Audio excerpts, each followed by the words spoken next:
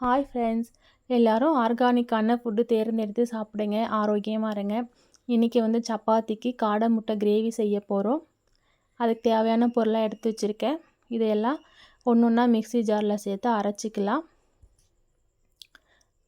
1/2 inch அளவுக்கு இஞ்சி, 4-5 பல் பூண்டு, ஒரு பெரிய வெங்காயம், 3 தக்காளி எல்லாத்தையும் சேர்த்து அரைச்சி எடுத்துக்கோங்க. காடை முட்டையை வேக வச்சு எடுத்துக்கலாம்.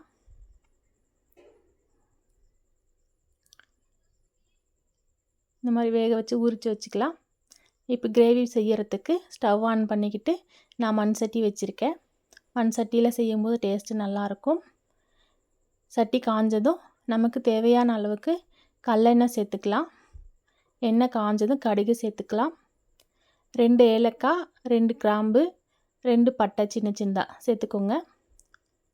அப்புறம் கொஞ்சம் போல் கொத்தமல்லி எண்ணெயிலே சேர்த்துக்கலாம். கட் பண்ணி வச்சுருக்கிற சின்ன வெங்காயத்தை சேர்த்து வதக்கிக்கலாம். டேஸ்ட்டுக்காக 2-3 பச்சை மிளகாய் சேர்த்துக்கோங்க.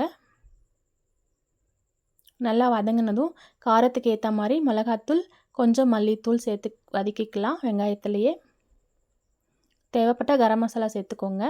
அப்புறம் நம்ம அரைச்சி வச்சுருக்கிற வெங்காயம், பூண்டு, தக்காளி இதையும் சேர்த்து கொஞ்சம் போல் நல்லா வதக்கி விடலாம். அப்புறம் நமக்கு தேவையான அளவுக்கு தண்ணி சேர்த்து நல்லா கொதிக்க வைக்கலாம். தேவையான அளவு உப்பு சேர்த்துக்கலாங்க. சேர்த்து மூடி வச்சிடலாம். நல்லா கொதிக்கட்டும். அதுக்குள்ளே இன்னொரு தவாவில் 2 ஸ்பூன் எண்ணெய் சேர்த்துக்கலாம். எண்ணெய் காஞ்சதும் 1/2 ஸ்பூன் தூளுப்பு, 1/2 ஸ்பூன் மிளகாய்த்தூள் சேர்த்து வறுத்துக்கலாம். முட்டை உரித்து வச்சுருக்கிற முட்டையை பாதியாக கட் பண்ணி இது கூட சேர்த்து ஃப்ரை பண்ணிக்கலாம். ஒரு 2 நிமிஷம் ஃப்ரை ஆனால் போதும்.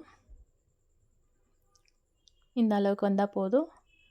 அப்புறம் கிரேவி நல்லா கொதிச்சிட்ருக்கு. நல்லா கொதித்து கெட்டி பதத்துக்கு வந்ததுக்கப்புறமா நாம் வறுத்து வச்சுருக்கிற முட்டை இது கூட சேர்த்து கலக்கி விட்டுக்கலாம். நல்லா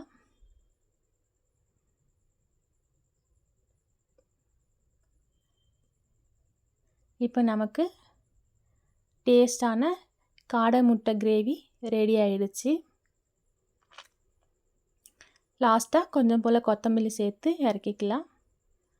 பாருங்கள், வீடியோ பிடிச்சிருந்தா சேனல் சப்ஸ்கிரைப் பண்ணுங்கள், எல்லாருக்கும் ஷேர் பண்ணுங்கள்.